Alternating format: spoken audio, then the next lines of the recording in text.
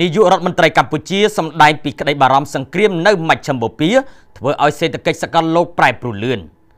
សម្ដេចធិបតីហ៊ុនម៉ាណែតនាយករដ្ឋមន្ត្រីកម្ពុជាបានថ្លែងក្នុងពិធីបើកកិច្ចប្រជុំកម្ពុជាធុរកិច្ចអាស៊ានកម្ពុជានៅថ្ងៃទី4ខែមីនាឆ្នាំ2026នេះថាបច្ចុប្បន្នសកលលោកបានប្រែប្រួលអស់ហើយពិភពលោកបច្ចុប្បន្នបានជួបប្រទះវិបត្តិសកលជាច្រើនដូចជាភាពមិនប្រកបប្រជាផ្នែកសេដ្ឋកិច្ចការប្រែប្រួលអាកាសធាតុការបង្អាក់ផ្នែកខ្សែសង្វាក់ផ្គត់ផ្គង់ការកើនឡើងភាពតានតឹងភូមិសាស្ត្រនយោបាយជាពិសេសចំនួនប្រដាប់អាវុធនៅតំបន់មជ្ឈិមបូព៌ានាពេលថ្មីបានគម្រាមកំហែងដល់ស្ថានភាពតំបន់និងសកលប្រទេសក្នុងតំបន់អាស៊ានបានដាក់ចេញចក្ខុវិស័យជាក្បាលម៉ាស៊ីនសេដ្ឋកិច្ចទី4នៅលើសកលលោកក្នុងឆ្នាំ2045ប៉ុន្តែរដ្ឋជាសមាជិកអាស៊ានត្រូវធ្វើឲ្យលើសពីគម្រោងផែនការដោយឡែកសម្រាប់ប្រទេសកម្ពុជាកំណើនសេដ្ឋកិច្ចបានបន្តកើនឡើងក្នុងកម្រិត 5.2% កាលពីឆ្នាំមុនដោយសារតែរាជរដ្ឋាភិបាលបានអនុវត្តកម្មវិធីអនុគ្រោះនិងផ្ដល់អត្ថប្រយោជន៍ដ៏អស្ចារ្យយ៉ាងច្រើនសម្រាប់វិនិយោគិនទោះយ៉ាងណាក្នុងស្ថានភាពសកលលោកកំពុងប្រែប្រួលយ៉ាងខ្លាំងបែបនេះទាមទារឲ្យបណ្ដាប្រទេសទាំងអស់មិនថាតែកម្ពុជានោះទេត្រូវពង្រឹងភាពធន់ធ្វើសមាហរណកម្មសេដ្ឋកិច្ចឲ្យកាន់តែស៊ីជម្រៅ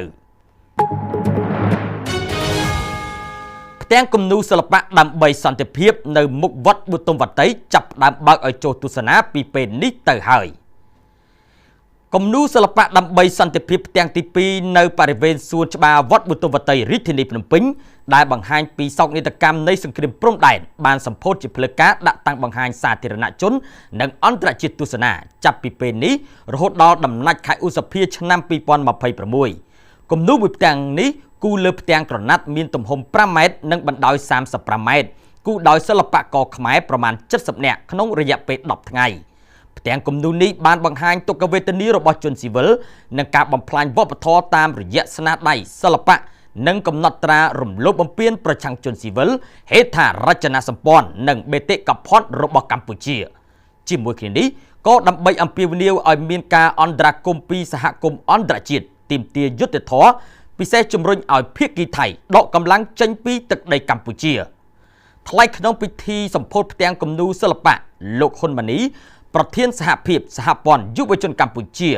បានមានប្រសាសន៍ថាទោះក្នុងកលៈទេសៈណាក៏ដោយកូនខ្មែរគ្រប់រូបមិនភ្លេចការឈឺចាប់ដែលកាត់ឡើងនៅឆ្នាំ2025ទេប៉ុន្តែការចងចាំនេះមិនមែនដើម្បីគុំគួននោះឡើយគឺជាការរំលឹកខ្លួនឯងជាប្រចាំថាយើងត្រូវរួបរวมគ្នានិងត្រូវប្រែក្លាយការឈឺចាប់ការប្រមាថឲ្យទៅជាកម្លាំងសាមគ្គីក្រសួងពាណិជ្ជកម្មបង្ហាញពីវិធានការក្រោយតម្លៃប្រេងនៅលើទីផ្សារហក់ឡើងបន្ទាប់ពីផ្ទុះសង្គ្រាមនៅតំបន់មជ្ឈិមបូព៌ា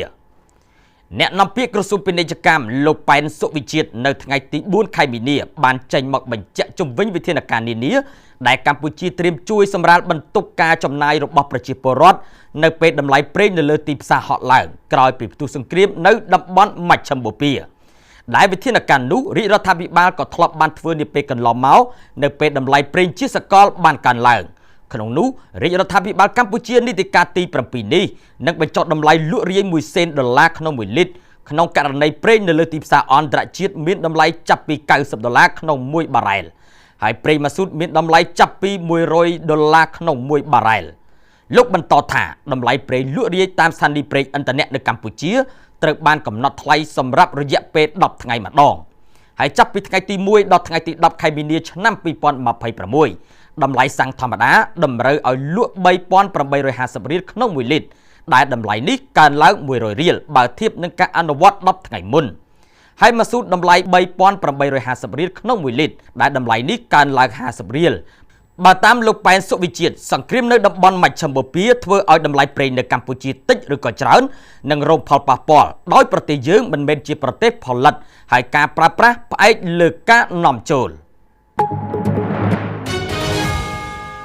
ក្រសួងចំនួន2ចុះស្រាវជ្រាវរោគមូលហេតុនៃការដួលសន្លប់របស់កម្មកររោងចក្រកាបូបនៅស្រុកមុខកំពូលកម្មការិនីចំនួន19នាក់ធ្វើការនៅរោងចក្រផលិតកាបូបខ្សែក្រវ៉ាត់និងសម្ភារៈបន្ទាប់បន្សំ Sihau Handbag Co Ltd ស្ថិតនៅតាមផ្លូវជាតិលេខ6ក្នុងភូមិកណ្ដាលឃុំព្រែកអញ្ចាញស្រុកមុខកំពូលខេត្តកណ្ដាលបានដួលសន្លប់ជាបន្តបន្ទាប់កាលពីថ្ងៃម្សិលមិញដោយមានអាការៈអស់កម្លាំងទន់ដៃទន់ជើង លោកសុនមេសាអ្នកនាំពាក្យក្រសួងការងារបានឲ្យដឹងថាបន្ទាប់ពីទទួលបានព័ត៌មាននេះមន្ត្រីក្រសួងការងារបានចុះទៅពិនិត្យដល់ទីតាំងរោងចក្រខាងលើភ្លាមគេមិនទាន់ដឹងពីមូលហេតុនៃការដួលសន្លប់នេះនៅឡើយទេដោយអ្នកនាំពាក្យអះអាងថានឹងជួលដំណឹងលម្អិតពីលទ្ធផលនៃការអង្កេតនេះនៅថ្ងៃខាងមុខចំណែកក្រុមការងារក្រសួងបរិស្ថានវិញបានអះអាងថាតាមការធ្វើតេស្តបឋមលើគុណភាពខ្យល់បង្ហាញថាគុណភាពខ្យល់ក្នុងអគារផលិតកម្មគឺនៅក្រោមកម្រិតស្តង់ដារតែមិនមានការបំពុលខ្យល់កើតឡើងនៅក្នុងរោងចក្រនោះទេសូមបញ្ជាក់ថាក្នុងចំណោមជនរងគ្រោះទាំង19នាក់នេះមាន7នាក់ដែលសម្រាប់ព្យាបាលជំងឺនៅមន្ទីរពេទ្យគុយវ៉ែតបានត្រឡប់ទៅផ្ទះវិញអស់ហើយចំណែក12នាក់ទៀតដែលសម្រាប់ព្យាបាលនៅមណ្ឌលសុខភាពព្រឹកអញ្ចាញកំពុងសម្រាប់តាមដានសុខភាពបន្តទៀតផ្ទះមួយខ្នងរបស់ទីប្រឹក្សាក្រសួងមហាផ្ទៃនៅស្រុកពួកត្រូវបានអគ្គិភ័យឆាបឆេះខូចខាតអស់ប្រមាណ$50,000លំនៅឋានមួយខ្នងដែលមានម្ចាស់ឈ្មោះជូពុនភេទប្រុសអាយុ57ឆ្នាំមុខរបរទីប្រឹក្សាក្រសួងមហាផ្ទៃស្ថិតនៅក្នុងភូមិអូតាប្រាក់ឃុំពួកស្រុកពួកខេត្តសៀមរាបត្រូវបានអគ្គិភ័យឆាបឆេះនៅវេលាម៉ោង 10:50 នាទីថ្ងៃទី3ខែមីនាបណ្ដាលឲ្យខូចខាតស្ទើរទាំងស្រុងសមត្ថកិច្ចបានឲ្យដឹងថាផ្ទះដែលអគ្គិភ័យឆាបឆេះនេះប្រភេទឈើលើបន្ទប់ថ្មក្រោមជញ្ជាំងក្តារដំបូលប្រក់ក្បឿងទំហំ8ម៉ែត្រគុណនឹង9ម៉ែត្រឆេះផ្នែកខាងលើអស់ទាំងស្រុងនិងខូចខាតទ្រព្យសម្បត្តិសរុបជាប្រាក់ប្រហែល$50,000តែពុំមានគ្រោះថ្នាក់ដល់មនុស្សនោះទេលោកវីរៈសេនីឯកទេពពុំសែនអធិការនគរបាលស្រុកពួកបានឲ្យដឹងថាក្នុងប្រតិបត្តិការខាងលើនេះសមត្ថកិច្ចបានប្រើប្រាស់រថយន្តពន្លត់អគ្គិភ័យចំនួន3គ្រឿងអស់ទឹកចំនួន4ឡានហើយមូលហេតុនៃករណីឆេះដោយសារឆ្លងចរន្តអគ្គិសនីនៅផ្នែកខាងលើនៃផ្ទះអរគុណលោកនាងកញ្ញាដែលបានតាមដានទស្សនាព័ត៌មាន Flash You